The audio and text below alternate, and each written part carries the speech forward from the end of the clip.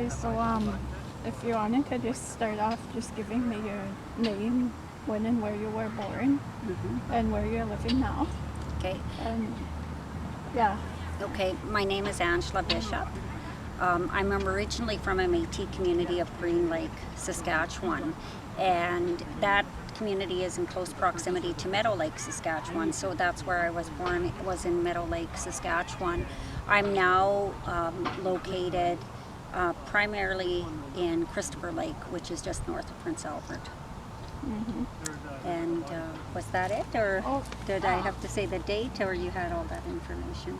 Well, whatever you wanted to share with yourself. I think that's, that's about it. I'm a lawyer. I've been practicing law for over 25 years. I work with the Federal Department of Justice on both treaty files and self-government files and that. And, I've been working in that area exclusively by choice. Like I made the choice to actually work there. And I never ever moved away from there. I'm in House Counsel to Crown Indigenous Relations, or what was called Indian Affairs, and that. And I chose to work there because I thought it was an opportunity to change perceptions around how people who actually have the ability to make decisions over Indigenous people, those people who are in positions of power, could help to change perceptions through understanding and through reconciliation. So that's a little bit about, my job, and I kind of approach that sort of in the work that I've done as well in relation to this sort of mask-making initiative. And do you remember what you first thought of when you heard about the coronavirus? Yeah, actually,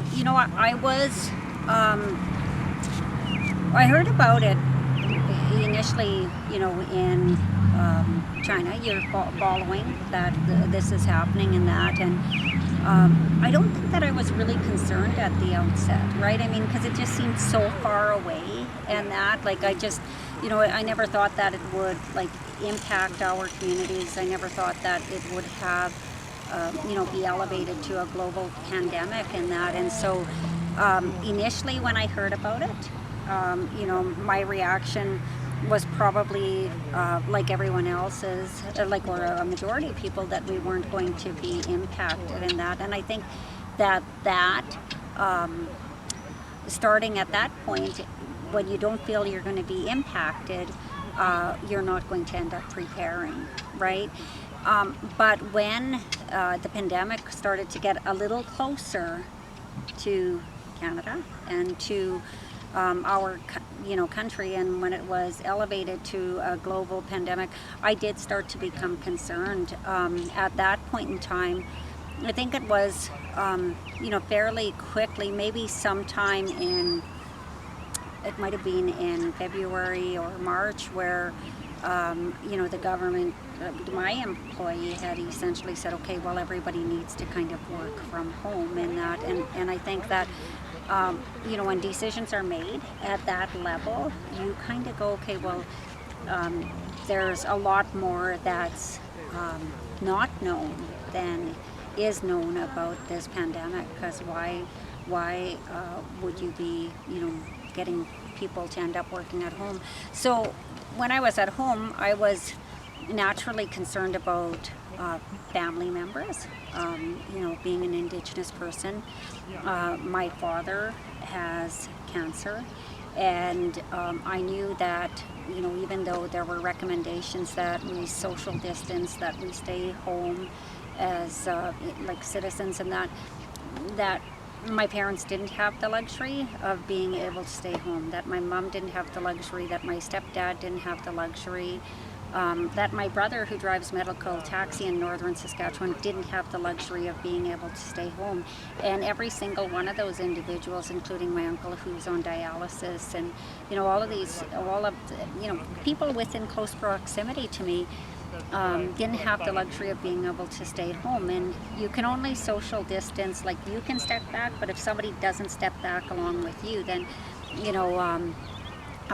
need to have that they need to be wearing a face mask to end up protecting you and that. And so that's what kind of was the basis. That's when I started to acquire knowledge, and that was sort of the impetus for starting this. Plus, because I have my degree in Native Studies, not just a law degree.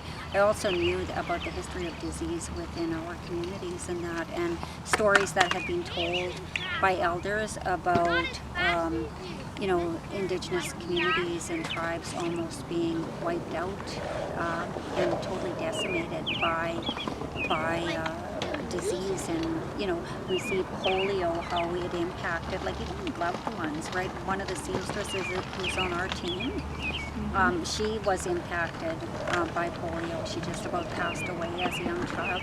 She lost a friend. She has trouble with walking because of polio and that, and so those things sort of informed my reaction to how I viewed COVID and that, and so it was just a gradual progression of knowledge that came to be. And at the same time I'm acquiring the knowledge, I'm starting to see that like in northern Saskatchewan, that over 75% of all cases in Saskatchewan occurred within Indigenous communities and that. And so it was, I'm not going to say confirmation, but definitely, some of the things that were causing probably, a lot of Indigenous people alarm, right? The social conditions in our communities, overcrowding in our housing, some of the trauma-associated behaviors like, alcoholism, all of those sorts of things that were trauma-induced, like kind of responses from, the intergenerational trauma because of residential schools, 60s, 70s schools. All of those things I knew had an impact on what would happen in those homes, right? Where there's overcrowding, where there's poor water conditions, where there's, like just so many other things. So it really put our communities at even greater risk than maybe other communities. So that was a concern. So probably way more than you need. So you just answered all the questions I had on the first part. Okay. I'll just check this. Okay.